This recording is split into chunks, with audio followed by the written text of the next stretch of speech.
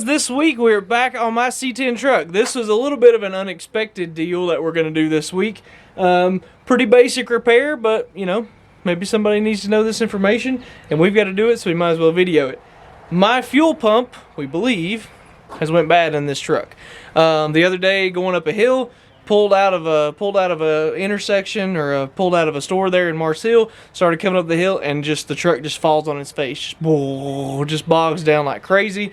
And then again, as I was driving back from Mars Hill toward Dad's house, same thing. If you got to a hill, it just fall on its face.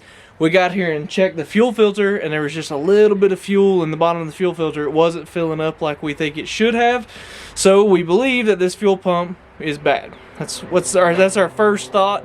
So we got another one ordered. We picked up a Carter pump off of Amazon. If I'm not mistaken, this one that's on it's a Carter pump. It can't be more than about 4, maybe 5 years old. So this is basically, the pump that's on is basically just a stock replacement pump. Now this pump might have just been like a basic parts store pump. I can't remember. There was that point that 4 or 5 years ago when I was still living in Charlotte, where this truck, we were having to do like little jobs to it really quick. We'd do it on like a Saturday, Sunday before I drove back Sunday to go to school or to go to work. And so there was a lot of stuff that we just had to get parts for like really quickly. And so there was a lot of stuff that was just like parts store stuff. But this is a Carter pump. It's a direct replacement for this pump that's on here. It has the 3 lines. So let me start the truck up and show you what the fuel filter's doing and kind of why we think that the fuel pump's bad, and then we'll go through the install itself and hopefully teach you guys a couple tips and tricks, and we'll get this thing hopefully back on the road today. A little odd, but right now if we look at this fuel filter, it is actually full, so it's almost like it's working right now, but whenever you actually start driving it, it stops kind of functioning. So it makes me question even more that if this fuel pump's actually what's going on. But we've got it, so we'll go ahead and put it on it and see what we find out here. So you guys saw us sit there and run it, but the filter was completely full, so we took the truck out and drove it, and then kind of like let it set and get hot and a few different things, kind of how it was when I was driving it the other day. And now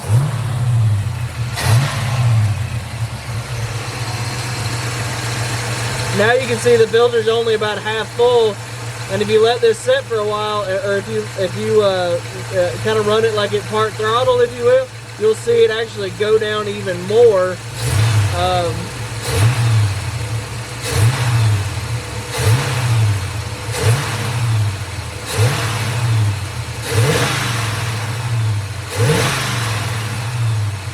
So we are going to proceed and see if we can put us a fuel filter on, or put a new fuel pump on this thing and see if it fixes this issue that we're having.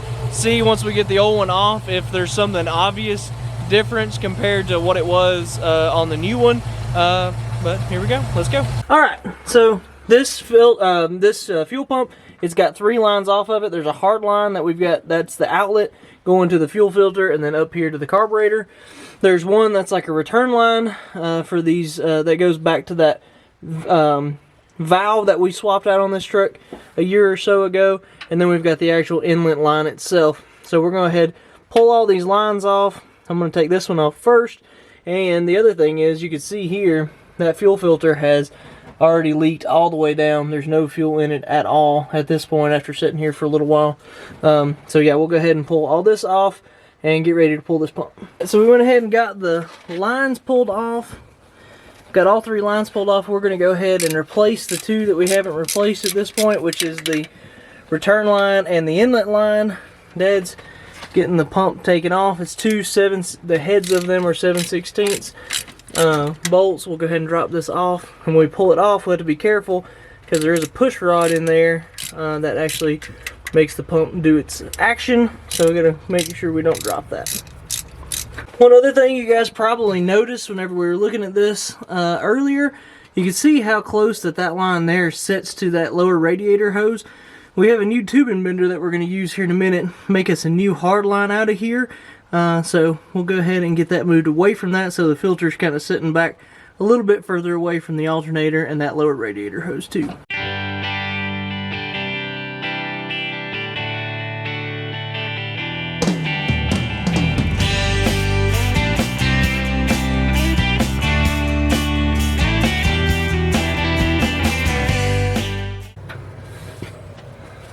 There we go.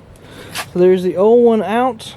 We'll take it inside here and give it a look over and see what we can find with it. And that push rod won't fall out because of the plate. That's right, I'd forgotten that from the last time we did this. So there's a plate there that we'll have to take off. And yeah, we'll have to take that off also. So those heads of those bolts are 3/8. We'll get the plate pulled off here, and then that'll let us get that rod. Then the push rod will hit the ground. Hopefully not. I'll try and help you catch it. So there is our push rod, and there is the plate. And we're gonna have to find a gasket for that because I don't think our kit came with it. But you can see there is where that plate bolts up to the engine block. There's the plate. And there's the push rod I was talking about. So again, there's the push rod. But the thing that's not great is that. That is almost, that is about wore out right there. That's pretty rough. So we're gonna have to see if we can find us a fuel pump push rod here also. Did not plan for this, to be honest with you. That looks pretty gnarly. Alright, so luckily the Napa store has a push rod, new push rod they're gonna get for us. We'll go get it later. But while we're working on that, I wanted to show you what I was talking about there earlier, where you can see where this hard line comes out of the fuel pump because it has a threaded fitting here, comes out of the fuel pump and turns up. And this is basically as tight of a radius as that we could put on it at the time when we were working on this. But we picked up a new tool that's going to let us move this bend much further back here and kind of set that filter and this line away from the lower radiator hose and kind of get it out here into the open air a little bit more, the filter itself. So here's the new fuel pump, and if we go over here, we'll see our new tubing bender, new to us tubing bender. This is a ECI product, ECI, and there's their phone number if you want one of these after we get done with this. But what you're going to see here is they have made this bender so that you can have a bend that comes almost directly out of the fitting, as tight as you possibly can get it to the actual threaded fitting itself, and not kink or cause any damage to the line. So how you do it is this bender comes with this piece of hex stock, and it comes with all these different adapters here, brass adapters, that'll adapt it to the threaded end of this hex stock into whatever size fitting that you're working with. So you can see here it comes with all these different sizes depending on what size line and the size fitting that you're working with. We've already got that identified here, and what you're doing is you take that hex stock, and they've got notches cut out at different points all the way up here for your different size tubing, and that lays in there, the hex stock does. You put this brass adapter fitting on and then screw your fitting into that brass adapter, and you can see right where this bender lines up on that tube, and you can see how close it's going to get this bend. So now we're ready to go ahead and bend it. We're just going to put a 90 on it. So we'll take a little 3-in-1 oil and put on this. Just put it on top of the tube. There you go. There you go. Just a little oil on it just to keep it so it'll slide easily.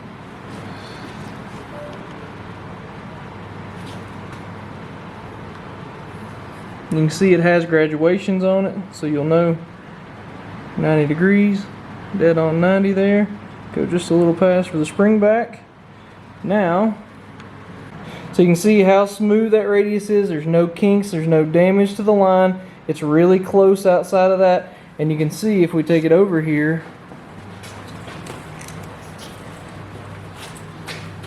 how much shorter that's going to end up being. We gained about probably a little over an inch of difference in that bend by bending with this tubing bender right here. So it's really nice. We'll cut the end of this off, and we'll go ahead and flare that and be ready to go. We went ahead and bolted this on to this one. Seems like the new pump's got a little bit different clocking, so hopefully everything's going to clear it. We'll make it work basically, but you can see how much tighter that bend is. It looks really good. And just one more time I'll show you, just because I think this is such a nice piece. ECI is the company that builds these, and you can get them online or you can call them and order them. It worked out pretty well. The Napa store had one of these new push rods here. You can see it is the right length and diameter. We can go ahead and get ready to put this thing back together now, and you can see The new one has a much more chamfered end on it, where this one is pretty dang wore out. So we got pretty lucky on this one, it being there in Asheville. So we can go ahead and start the reassembly process now. First thing we'll do is put a big daub of oil or of grease on the end of this push rod. That's going to help hold it up in place while we put the new fuel pump on, so that we can get the arm under that rod, because that's what actually causes the pumping action to happen. So we make sure that that's where it needs to be with that grease. This is just Kendall SHP stuff. One thing that we did, we rotated the motor over, come off the crank with a ratchet, and rotated over to where the push rod was at its most into the block. So you can see how far back in there it sticks. That's going to give us the most room to get that arm on the fuel pump onto the rod. We used the old one to do that with, since we'd already greased up the new one. So now we'll put the new one in here. The grease should hold it in place. We'll get the we'll get the plate put on next. We have a gasket for that. And then we'll bolt the fuel pump itself to the plate. And we should be ready to run some new hoses, get this thing fired back up. We are gonna go ahead and change the oil today, because we pulled the dipstick tube and you can definitely smell some gas in the oil. So there's definitely some of this gas been getting into the crankcase. So we're going to go ahead and drop the oil, change it too while we're doing this. Make sure we don't spin a bearing or something like that because of gas in the oil. So we'll go ahead and put the gasket onto our plate also. What we do is just put a really thin layer of this ultra black Permatex onto that plate. And then we'll put our gasket in there that helps hold it in place and just gives us a little bit of extra sealing action there. So we'll do that on both sides of this gasket, and then do the same thing on the oil pump side. So you can see there the layer of RTV on the plate and then a layer on the gasket. Dad also puts a dot of that same grease onto the end of the fuel pump arm. Now we'll go ahead, bolt it up, and then get ready to put the fuel pump in, and then put the fuel pump gasket on the other side of this plate also. Okay, we went ahead and prepped the pump also, so we got RTV on the pump side, a little very thin layer on the other side of the gasket. Now, all at the same time, we can put the push rod in, we can put the plate on, and then bolt up the pump itself. Push rod in first. And that grease will hold it up in to the block while we bolt the rest of this stuff up. So you can see that there. Then we'll go ahead and put the plate on.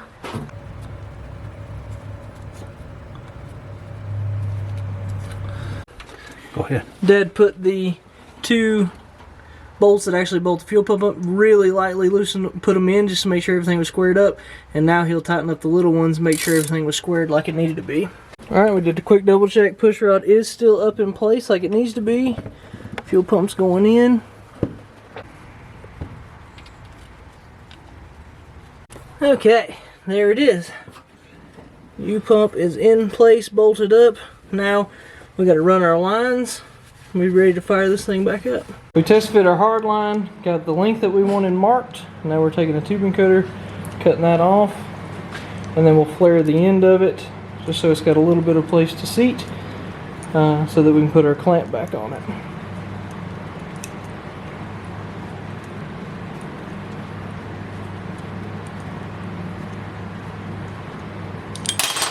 We got our flaring tool here. Gonna put a double flare on this and keep it from being such a sharp corner on that, sharp edge on that.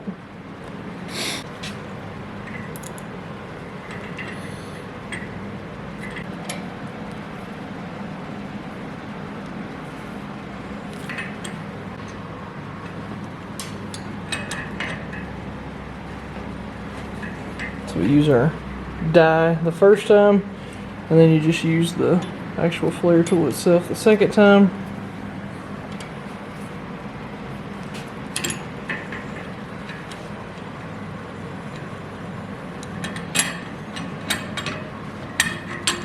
And you can see what a nice rounded end that makes on that, and that'll give a good place for the clamp to clamp to when the rubber hose goes on it. Alright, so now we can see where that set that filter out here into the open air, away from the alternator, away from the lower radiator hose. We put a new 3/8 hose on the inlet side of the pump, and just cleaned up that hose that was on the 1/4-inch hose that's on the, I think it's the return line there. Cleaned that one up because the hose was in good shape, it was just filthy. So we wiped it off, got it replaced, and I think now we're ready to start it and see if we've got everything tightened up and if there's any leaks. There's a front shot of that filter too. Here we go.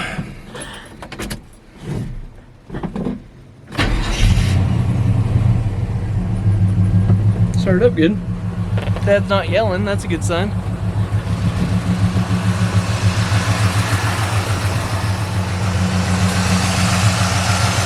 Any leaks? Nope. The Fuel filter is full.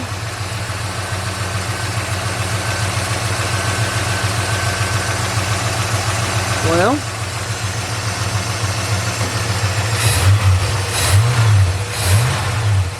let's get it off and change the oil.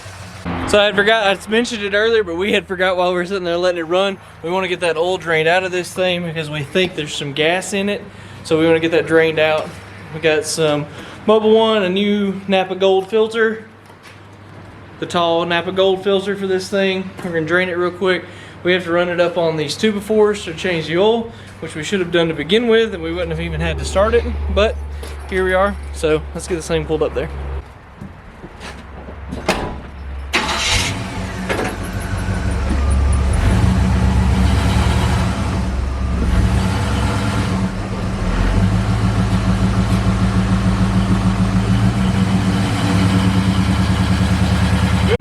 So I have spent the last few days driving the truck because I wanted to make sure this was going to fix our issue before I told you guys that we're good. And so far, we're good. And we haven't had that bog issue going up a hill where it would like fall on its face going up a hill or something like that. That is completely gone. And the other thing that makes me feel pretty good about what we're doing, this truck has sat here all day today. And if we look at our fuel filter, you guys remember the old one would basically... the old one would empty out almost immediately, where this one has stayed full even all sitting here all day today. So that makes me feel pretty confident in what we got accomplished here. Truck's running good again. I know this is probably something a lot of people already know, but there's probably somebody out here that didn't know this. So hopefully this video helps them. Hopefully it shows them how to do it. Hopefully it's all good, and that this is, like I said, helps somebody, and that's all that matters. If it helps one person, then I'm happy. So we appreciate you guys so much for watching. Make sure to follow us on Instagram, Facebook, hit subscribe button, do all the things. You know the things. I get tired of telling everybody the things, but those are the things. Do those. We will go ahead and start driving this truck. I think we might do some cruising with it maybe Saturday night. So let's see. See you next week.